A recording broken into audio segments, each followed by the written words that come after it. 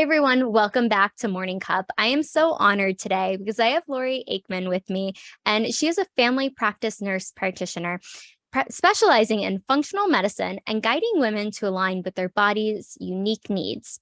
Working in family practice, she saw women after women struggle with fatigue, weight gain, mood swings, insomnia, period problems, low sex drive, and on. When traditional medicine fell short of helping these women, this led to her discovery of functional medicine. Now she works with women addressing the root cause of their symptoms and optimizing health so they can heal their body and live the life of their dreams. Thank you so much for being here today, Lori. Yes, thank you. I would love to just dive into your journey because I think it's so important. One, what you do, just really helping people in medicine, especially nurses. I think the world of them because they are really helping that patient, that client. When the doctor goes away, the nurses are there. I've just had such amazing experiences. So I just want to commend you and thank you for your service in that regard as well. Absolutely. So I'd love to know, how did you get here today? What was that shift after seeing all those struggles, but to really decide to make it into your journey of entrepreneurship? Yeah, good question. It's been a journey. You said journey. I was like, oh yes. Because one step leads to another. But yeah, I was in working in family practice and literally that's what I would see. I know a lot of times moms, not always moms, but a lot of times women after they had children, even if their kids were school age or something, they'd come in and everything you just read, they'd have all these symptoms and, we'd check labs, we'd check their thyroid, their B12, vitamin D, different things like that. And we really wouldn't come up with any answers, and it was frustrating for me as a clinician, just because I intuitively, I knew something was off. There was this, their body used to be like this and now it's like this, but we don't have a reason for it. And so just, traditional medical training, my training as a nurse practitioner and even, physicians and PAs and things like that, unless they, do get more, extensive training. We're just not taught. We're taught to look for disease. We're taught to look for the big things that are going to put you on medication or kill you or things like that, but these more subtle shifts that we can see earlier on, we're not necessarily taught to look for.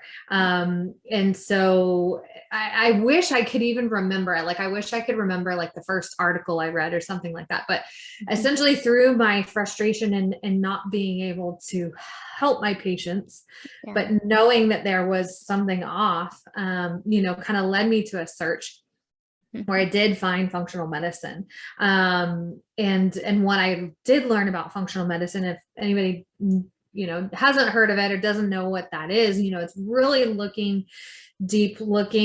at beyond just the basic labs. We do functional testing, which can be advanced hormones or gut or different things, really looking and seeing changes before they are disease, before they are a big problem, and intervening early, before people are, it's like intervening when somebody has high insulin levels, even before they, have high glucose or, are pre-diabetic or diabetic, kind of a thing. And so I found, that, and then just started learning as much as I could. And then just, I kept, there's not a lot of job unless the area I live in, there's not a lot of opportunities to go get a job doing something like that. And just to what I wanted to do, I'm passionate about it and I wanted to be able to do things on my own terms. And so that led me to, where I'm at today, where I'm, working for myself, and working with clients one-on-one, and just allowing me to do what I can and not be held back by, oh, well, my boss's regulations or things, of that nature. So that's kind of, I mean, but that's like a short and sweet version. There's been little, different things along the way that led me, different turns that led me to another place, things like that. So. Well, I appreciate you sharing that. And I think too, I definitely want to talk about the turns and the twists that you encountered. Yeah. But I think too, it's important to recognize like when we are so passionate about something. And I think it's understanding that preventative aspect that isn't taught. And like in a lot of different careers and facets, you're not taught the preventative. Sometimes it's more of like, okay, this is what the problem is. This is what you do. Like take care of it. Like it's getting under the root, which I really value of what you're saying. Definitely.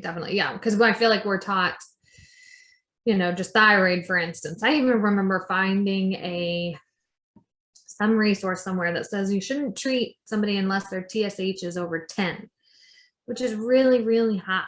Like people feel really bad if their TSH is over, where we're, again, there's things we can do and we can intervene earlier, when we're looking. Just sometimes to speak to, medical aspect, we're limited sometimes by, well, insurance doesn't cover it. And so that can be a really limiting factor for being able to discover what's going on with a patient and being able to treat them. So a lot of red tape. Yes, definitely. Which can be very frustrating. So I'm curious, with the turns that you've had to take in order to get to where you are today, what were some of those turns that you had to pivot to? Yeah. So I knew once I had started diving into functional medicine and training, I knew, okay, this is what I want to do. But again, there's one practice that I do know of in town that does, that I potentially could have gone and got a job at. I'll say that. But just again, in my area, maybe if you live in like the Northeast, or if you live on the West Coast, there's more, alternative practitioners and things of that nature. But just being where I am in Florida, there's not a whole lot here. So that was, just kind of figuring out, okay, how can I do this? But not uproot my, we're not going to move or go anywhere else. How can I do it here?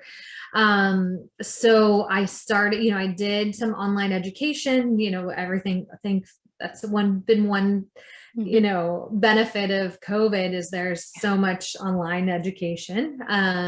So training and then figuring out, okay, how can I help people? And so I had invested in a coaching program where I was taught how to build out, an online program where I could work with clients. And it did, I built out this program and, I had the email list and the click funnels and all those things. But honestly, my big holdup when I got to the end of that was there was a lot of personal growth, I think, that had to happen. Because there was, I think we all encounter, some people call it imposter syndrome, but just that fear of like, not enoughness and like, can I really do this? Am I really going to be able to help people? And, it's different when you go work for somebody else and you're like, well, this is my job and I get paid. It's a whole nother ball game when you're like, this is me. I'm it right here. There's nobody to help. I'm just I'm helping my clients, and I'm doing all the things myself. And so, and not to say that program wasn't helpful and beneficial. I did, learn a lot of things through it, but it just taught me the nuts and bolts of this is how to build out, a program that people could buy and pay you for, and you can, it was a lot of like, I will say a lot of like money, money focused too, of like, okay, you're going to build this out and then you're going to, you're going to use Facebook ads to get people in your community. And then that's how they buy from you. And what I found was really lacking, especially when I think of how I'm working now and what I'm doing is building relationally with people, is so important. And I am working with another coach now who that is her whole mantra or whatever you want to call it is really, it's not about that, oh, this is my program and here you can buy and da da da da da. It's people want to, especially when we're helping somebody through health problems, they want to feel understood. They want to know that, and I found just working one-on-one is more effective for what I'm doing. And just learning how, myself then overcoming and kind of getting clear on exactly who I'm serving. Client wise, I really had to refine that. I thought I knew previously, but now, as I've taken action has been the biggest thing. You take some action and then you learn and then you pivot, and you take some action and you learn and you pivot.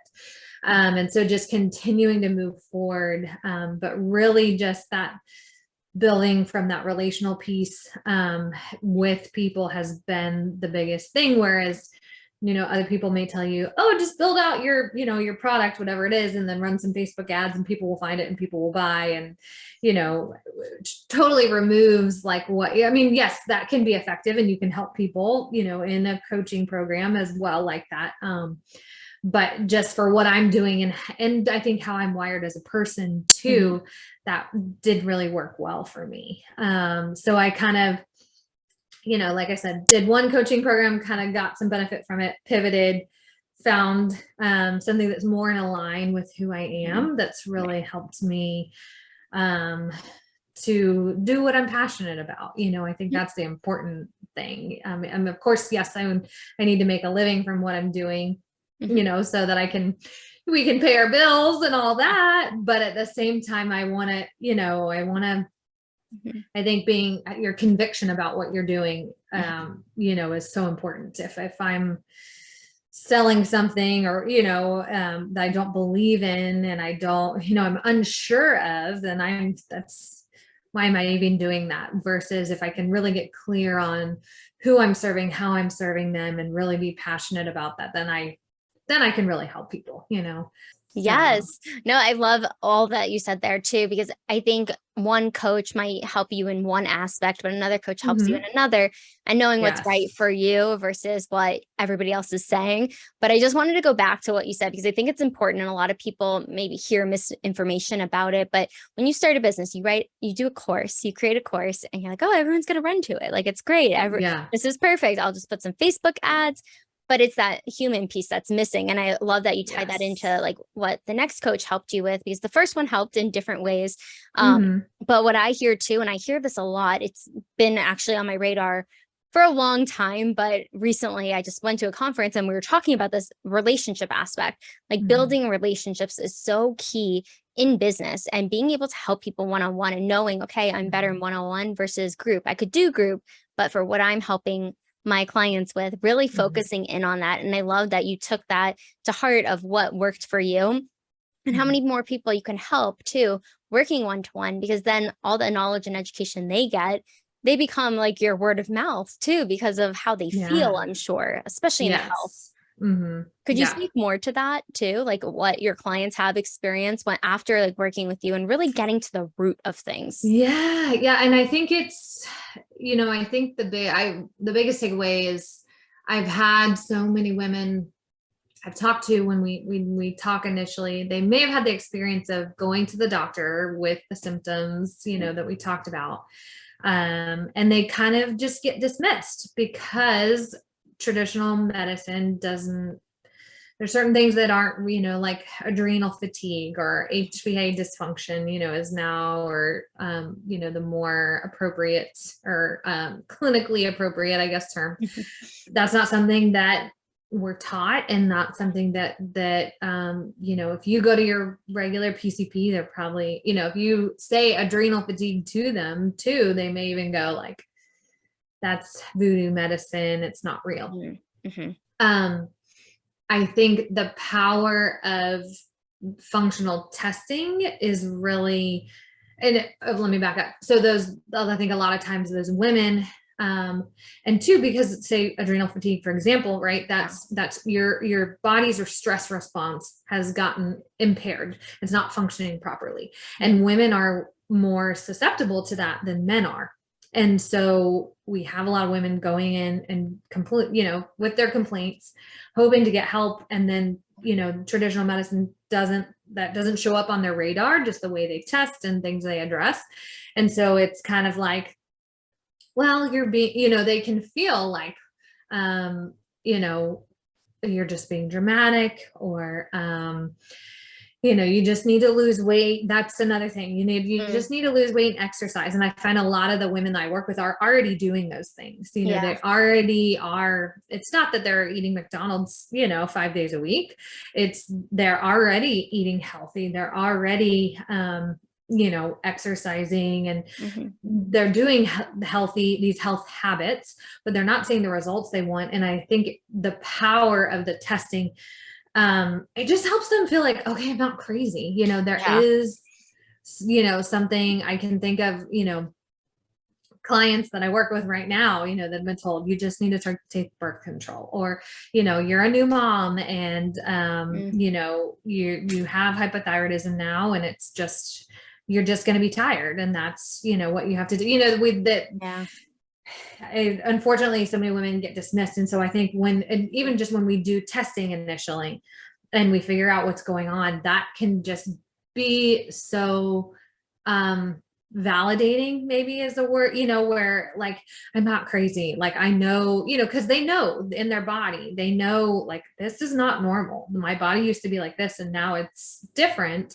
And so just validating their experience and having the data to show, yes, there are things off in your body.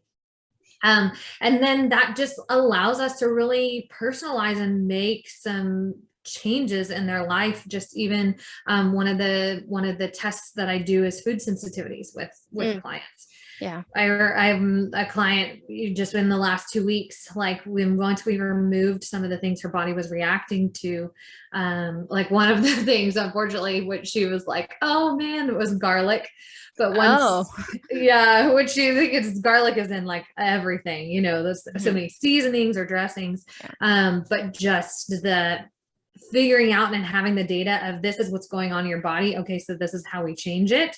That is so impactful for them, because we're not just kind of like making these dietary changes, and those are important. We have general things that work for everybody, but being able to personalize, to what is going on specifically in somebody's body can really make a big impact for them and their energy levels, digestive issues, hormone issues, because it is really different for everyone. I can speak to going back to the adrenal fatigue, or HPA dysfunction. I've had clients, all with that, but it's looked different for everyone. And so maybe the adaptogens or the supplements or different things that we use are going to be different based on what's going on in their body.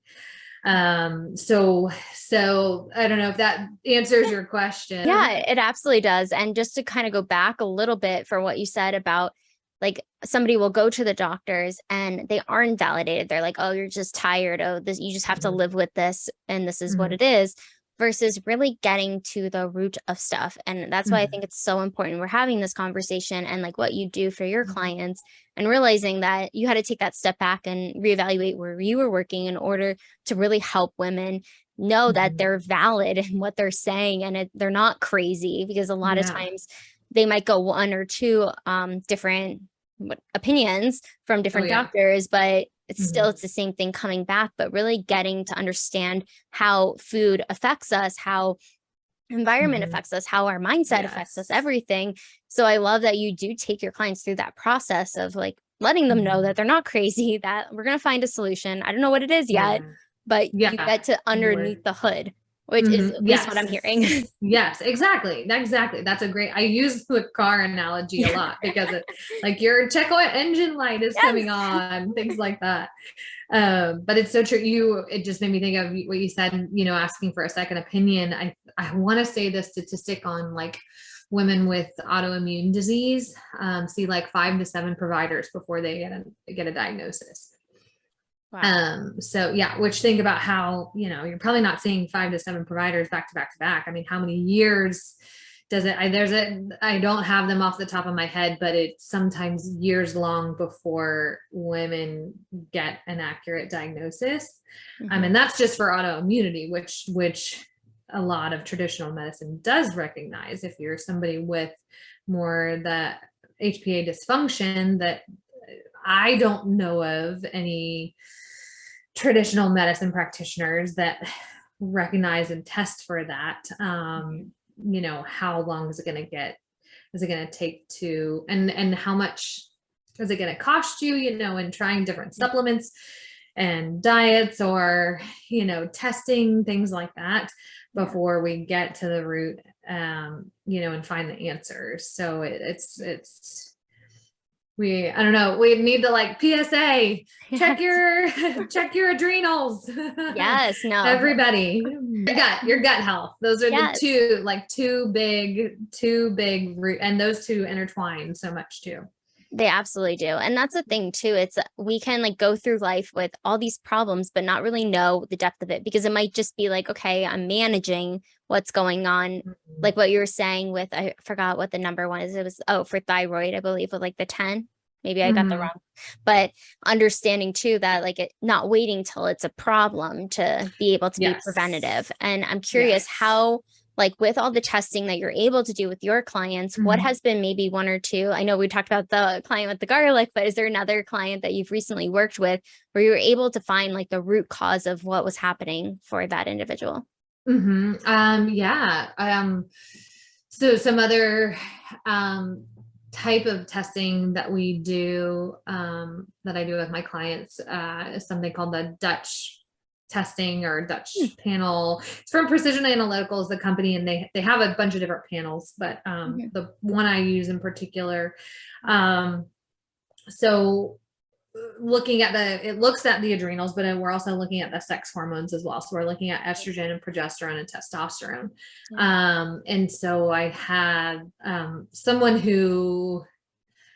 where I won't say her main goal is fertility. That's kind of an option, she would like to get pregnant, but she also had a lot of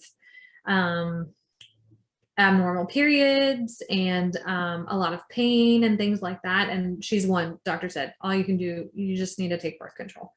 And that, and just, there wasn't anything else to do. But when we were able to test, and we did they have a test called cycle mapping, where we're looking at estrogen and progesterone over the course of a menstrual cycle, and just being able to see what's going on there, where she had lower levels of both estrogen and progesterone. Progesterone was okay. It seemed like she was still ovulating. Her specific case, her test got separated, and so we actually had 2 cycles that we were able to track. So in one of the cycles she was not ovulating. On the cycle she did ovulate, her estrogen was on the lower side. And so just knowing that was probably contributing to what's going on with her, her symptoms with these longer or regular cycles, maybe a shorter phase than we'd like to see. And so being able to discover that, like the OB, I always hated when I was in practice, and doctors would be like, oh, like you send somebody to a specialist and the specialist says, well, they said you shouldn't have done that, or that, just, I don't like to play the, every practitioner, provider practices differently. So I don't want to say, but if her goal is fertility, birth control pill is going to keep her from ovulating. Right. She's going to be on progestin, not progesterone. It just was like, why was that the option there? Why was that the only option there for her? When we were able to look and see, and we could figure out, we could really support her progesterone, bring up both her estrogen and progesterone levels that would allow, her to improve her chances of fertility, improve her pain that she was having, improve her cycles, but also allow for, not to get TMI, I don't know if guys listen to this too, but just allow for better endometrial thickening to allow for, that nice progesterone, higher progesterone level, higher chance of conceiving. So, yeah, that was one in particular where it was really beneficial to be able to see what was, we could really see what was going on and not just like, oh, yeah, you have these symptoms and it sucks and there's nothing you can do about it. Yeah. So. It just sounds like it's like a Band-Aid, right? Where it's just like, okay, well, just take this, you'll be fine. Or like not really addressing it. And I'm sure there's so much frustration from you. I don't want to put any words in your mouth, but I'm sure the frustration of just being able to figure out what was going on with your client, your patients, and seeing them come in again and again, or different ones. But what was that experience like? Was that like kind of the drive to start your own as well, your own practice?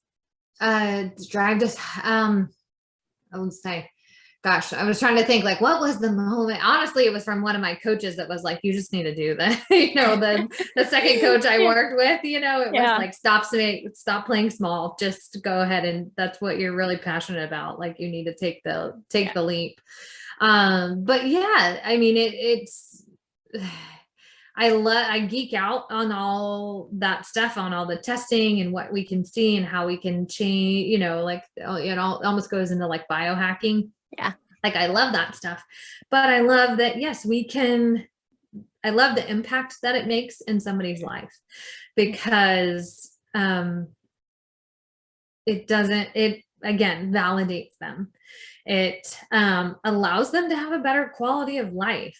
So my kind of where I'm heading now in my business and my niche, if you would say, I'd really like to target women that I would consider, I always say like you're driven, you're motivated, maybe women that are in somewhat of a leadership role. It could be just parenting, or it could be, I'm working with a couple women that are teachers, I just think their influence on, who they're helping through their job. But because, I just believe we're all made for impact, we're all made to impact some area, whatever you're called to do, right? You are going to impact others' lives. And so if you can feel good in your body and have energy and not be held back, by that, then you can show up more effectively as a leader. You can start your business, you can, whatever that thing, your goal or your dream you want to do is, cause some of the work that I do with clients, say stress management, is that like setting boundaries and stuff, which is something you have to learn, especially when you are, even if you're not, a business owner, but just in work, gosh, I can look back and see how many times I said yes when I should not have, and let my boundaries get crossed a lot. So, that I think really, if I had to say, they desire to, so.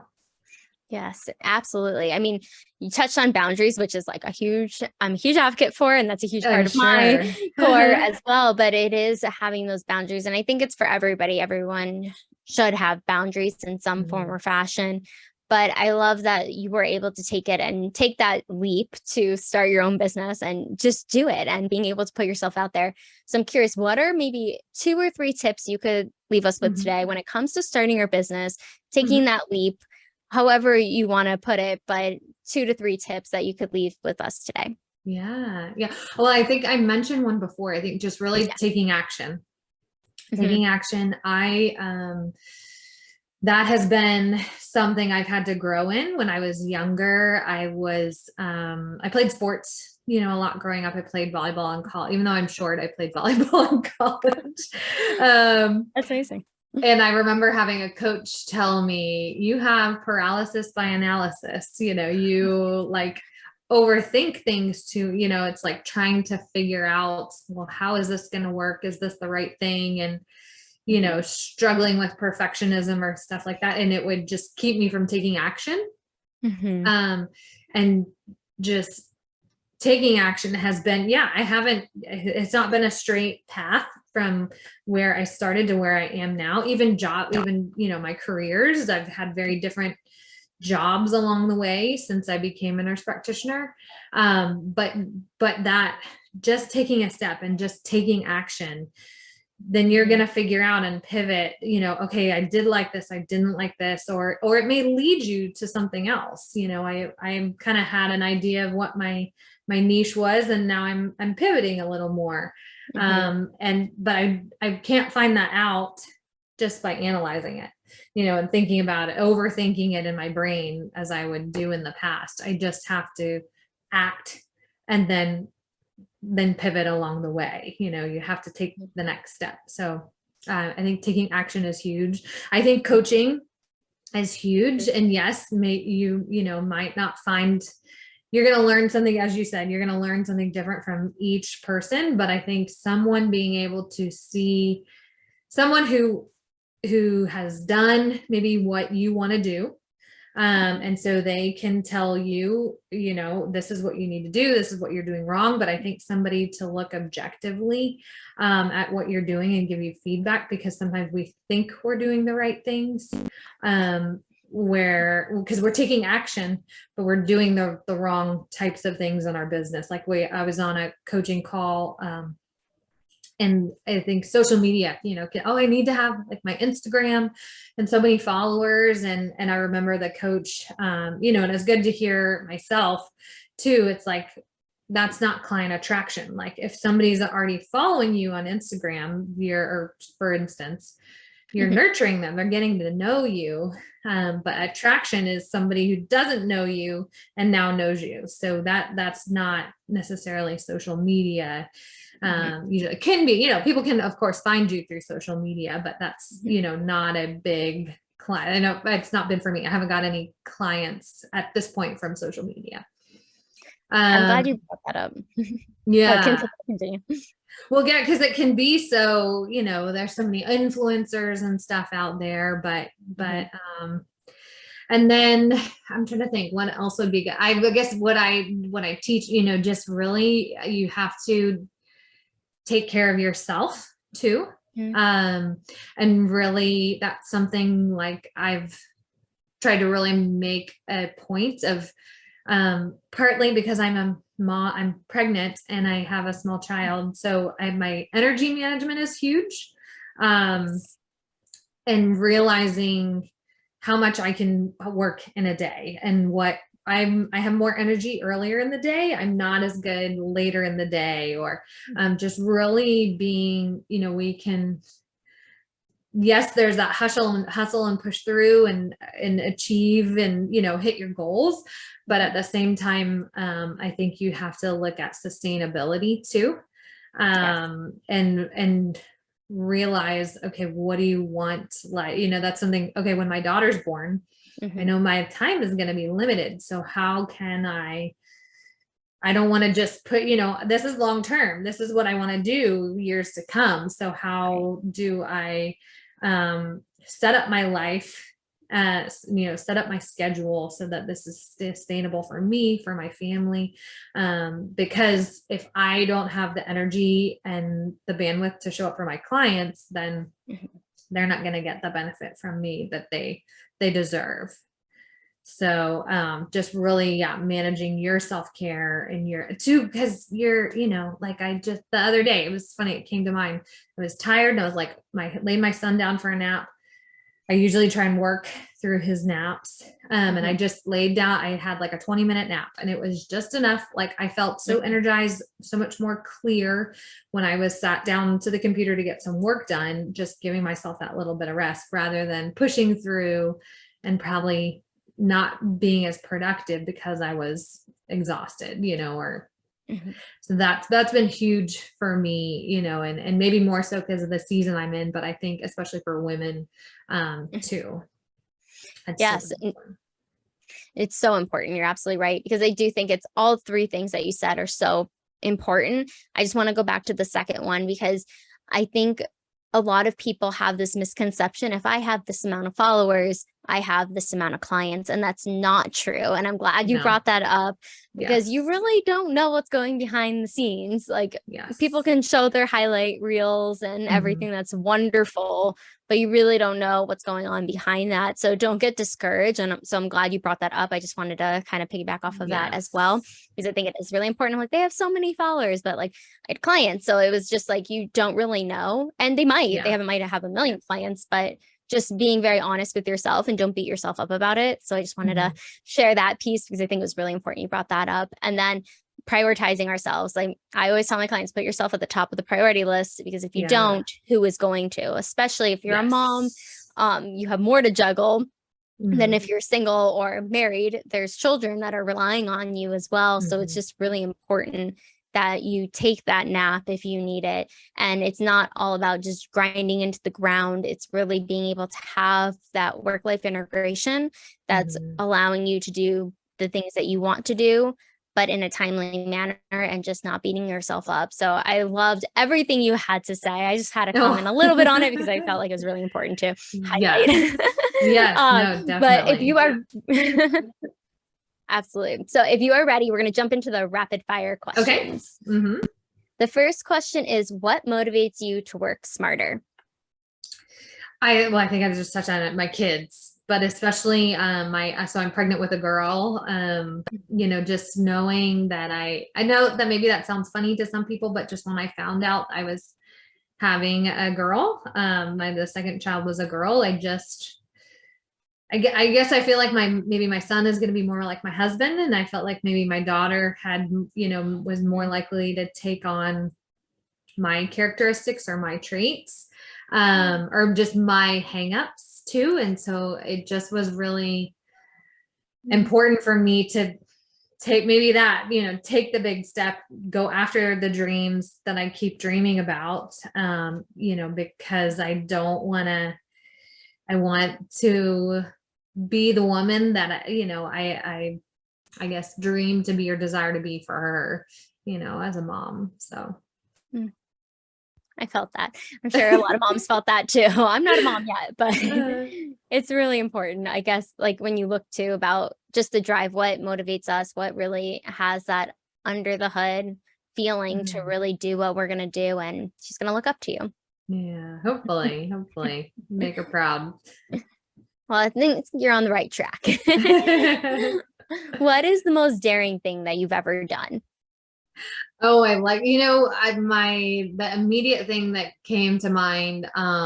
So I have a friend, we kind of grew up together. We're from the same area. We went to high school together. Yeah. She lives in London most of the time for work, but also goes back and forth between Switzerland. So I went to visit her. I don't think she's going to Switzerland as much lately, but anyways, I went to visit her. And I was there for like 2 weeks. We were a week in London and a week in Switzerland, and she was working, a very busy, demanding job. So I was kind of just sightseeing on my own. Well, in Switzerland, obviously London, I can talk to everybody there for the most part. In Switzerland, a lot of people, I want to say Swiss German was in but there was this castle not too far away. It was a quick train ride, and I was like, I really want to go see this castle. But I go to the train station, and it's like, and I'm by myself because she's at work, and I'm like, okay, I can do this. Anyway, so long story short, I just navigated finding, buying a ticket to get the train ride, all in, I can't even remember, but all not in English, none of this. I ended up, there was a guy, there was like an app, I think, and I showed him the phone, and he spoke enough English to help me. And but I remember just thinking that was like kind of, because I was like, I'm far, far away from home. I don't know anyone here. I can't speak the language, and I'm trying to get transportation. So there was a moment of am I safe? And is this okay? That was probably one of the more daring things that I've done, but it was awesome. It was very worth it. Yes. It sounds like such an amazing experience, because you're putting yourself in an uncomfortable situation because you don't know the language. You're trying to find out where you're supposed to go, but you made it. And I'm sure it was just an empowering moment too of like, yeah, I did this. Yeah. Like, okay, I can handle it. Yeah. I've figured it out, I love that. I think that's so amazing that you were able to do that. Yes. What is the last book that you've read? This, well, I thought it's probably good for your audience. I do a lot of audiobooks. We drive, like I drive, I try not to drive as much as I can. I try to be working from home, but anyways, when I drive, or even I'm just walking, going for a walk or something like that, I do Audible. But I just finished Kathy Heller's Don't Keep Your Day Job.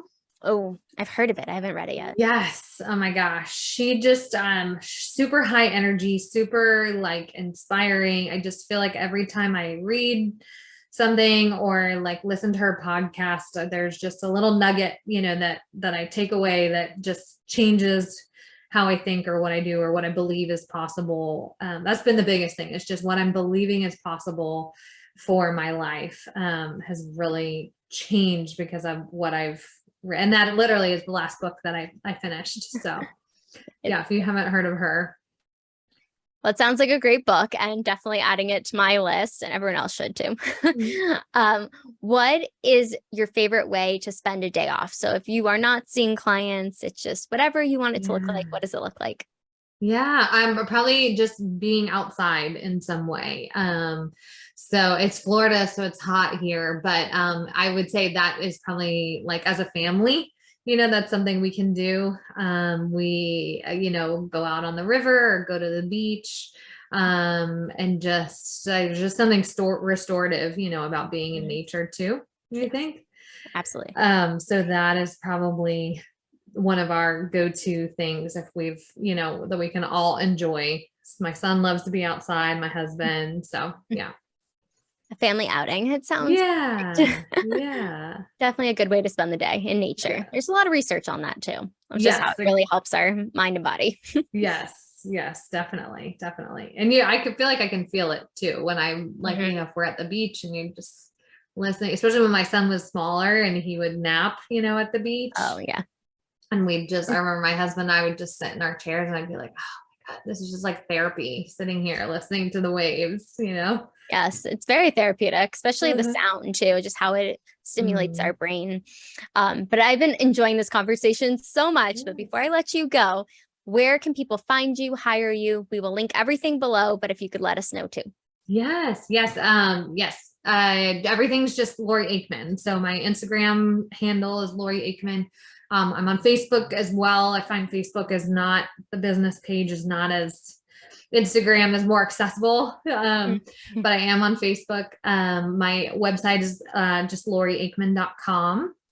And I am on LinkedIn as well. Trying to think, those are all the links. So yes. And I have, if someone is interested health wise, I do have like some just free resources on my website that they can check out. So there's a little link at the top of the page that says freebies. So they can check that. Definitely grab that, everyone. But Lori, thank you so much for taking the time to share your journey, the ups, downs, everything in between. And I know I appreciate it. I'm sure somebody else listening can really benefit from just knowing they're not alone and really getting an outside opinion instead of just taking it at face value if they hear something, but really taking control of their health and being empowered. And that's what you embody. And I just so appreciate you taking the time today for being here. Thank you. Thank you for having me. Absolutely. So make sure to like, subscribe, comment below. What was the biggest takeaway from Lori? I'm sure she would love to see your response as well. And we'll see you on the next video.